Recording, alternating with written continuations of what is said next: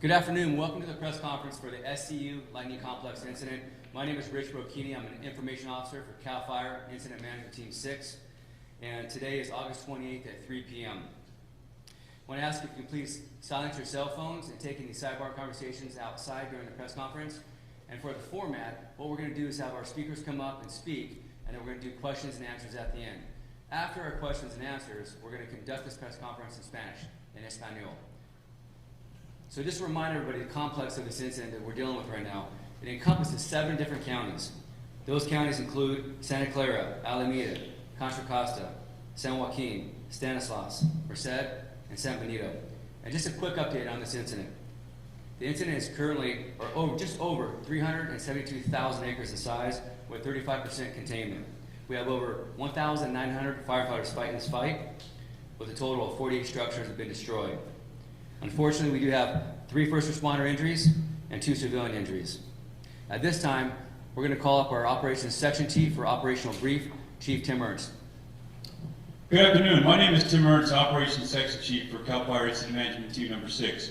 As we look at our incident, a lot of great work has happened over the last 24 hours, so we have a lot of good news to share with you.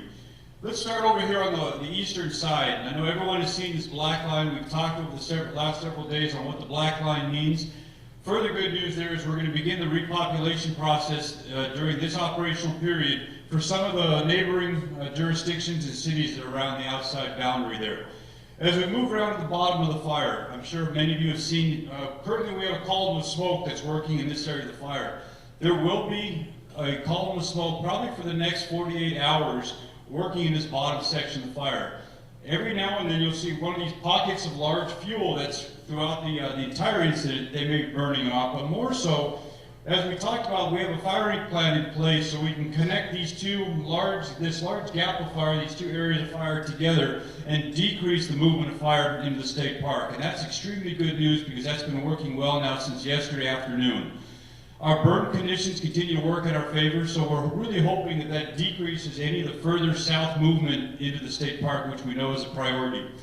As we move around the map, everything on the very western border remains well contained. We don't expect to see any more movement there. As we move towards the northern side, we continue to make great positive progress in containment of this northern flank. We do not anticipate any significant movement towards the north as well.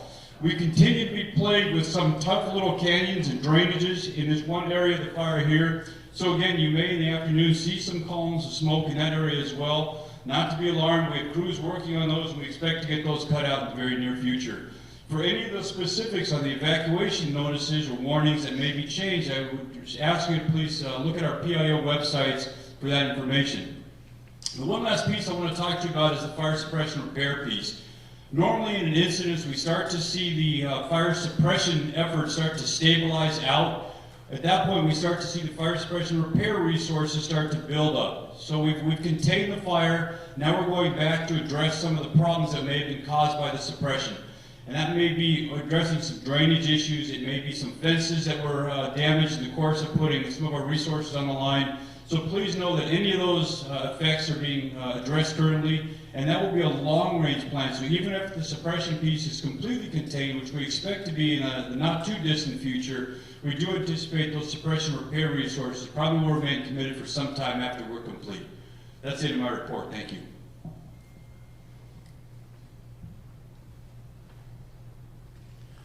Good afternoon. My name is Mike Marcucci, and I'm the line officer for the SCU Lighting Complex. I also serve as the CAL FIRE Deputy Chief for the Santa Clara unit. First, I'd like to thank, again, the cooperators from the fire agencies, law enforcement agencies, and the private entities that have continued to work with us day in and day out as we move through this firefight.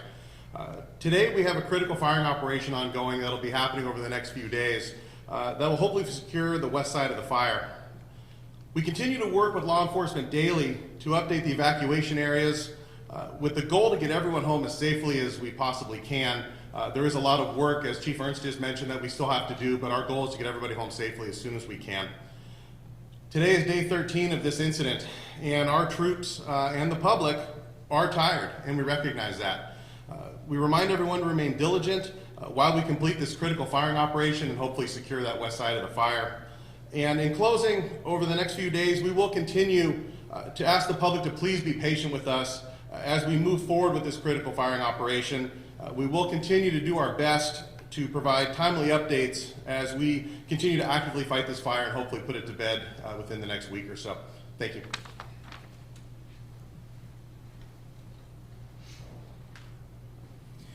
Good afternoon. My name is Captain Christopher Sherry. I'm the commander of the California Highway Patrol in the Dublin area. The California Highway Patrol's mission is to provide the highest level of safety, service, and security. By safety, we have managed traffic control points throughout this fire complex. Service, we're helping residents with their needs, getting back into their homes, getting back to their ranches to take care of their animals, their livestock. And by security, we're providing a general law enforcement presence, working with our partners, the sheriff's departments in 7 counties to deter crime, deter looting, and have a general law enforcement presence. The officers that are working these posts, many of them are on extended shifts. They're tired, but I tell you, they're eager and they're motivated to provide this service to the public. And I'm proud to work with this team. That is the end of my report.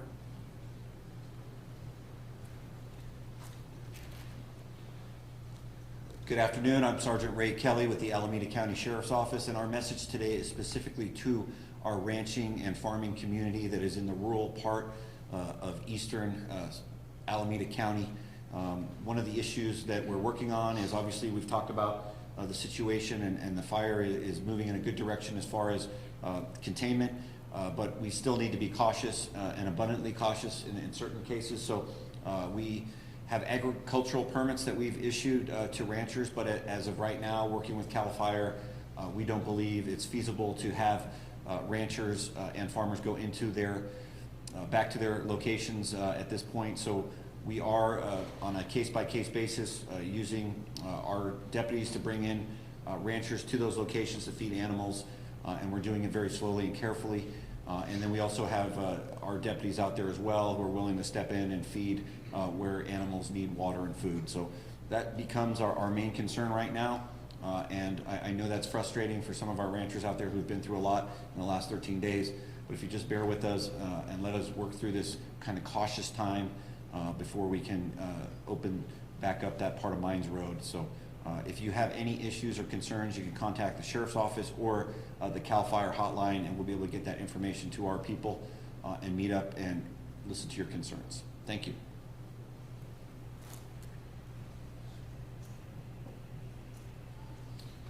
Good afternoon. My name is Dusty Martin, Incident Commander for Incident Management Team 6.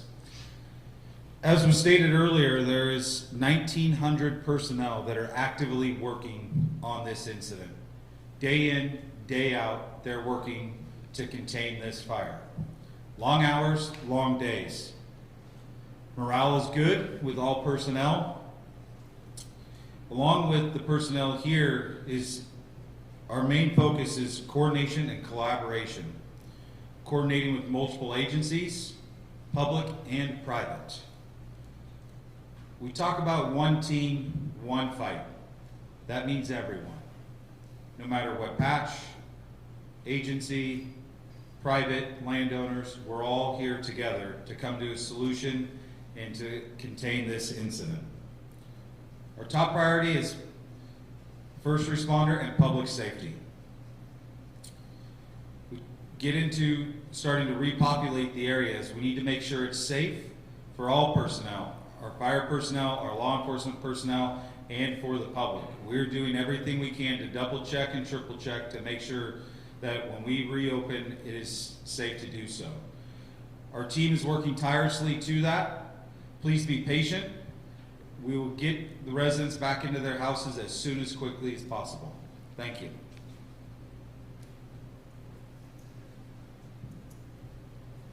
Okay, thank you, Chief. At this time, we'll go ahead and take some questions if there are any out there. Any questions? Okay. With that being said, we want to kind of review one more thing that's kind of been the topic of our press conference today, and that's repopulations. As you heard our incident commander talk about, that's a priority for us. As much as it is to get people out of harm's way, we know we want to get people back in their homes as quickly as possible and as safely as possible. We heard about the operations chief talk about the same thing. And as a PIO, the Public Information Officer, our shop is going to do our best that we can to message that efficiently and effectively. We hope to have that happen shortly here. So at this point, we're going to go ahead and do our press conference in Espanol. So, Capitán José, ven para acá. Gracias.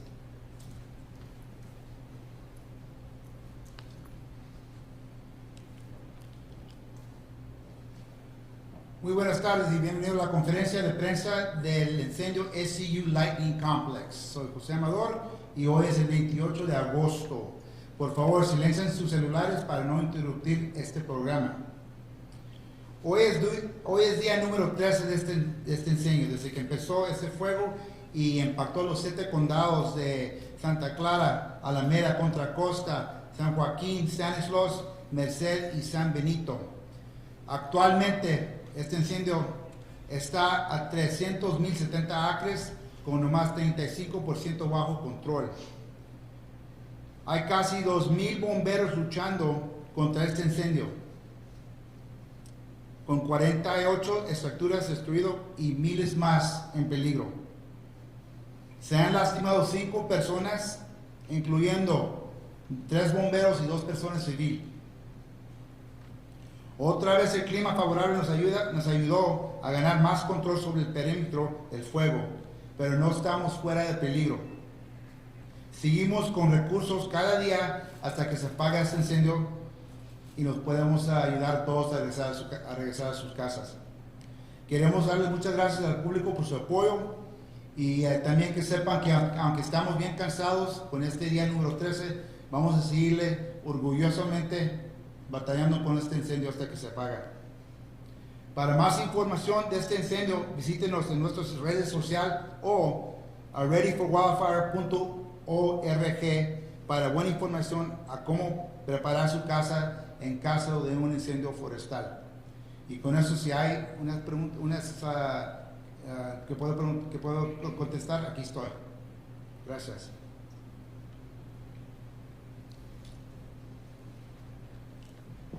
Okay, that concludes our press conference. We will also do another press conference tomorrow at the same place at 3 p.m. Thank you very much.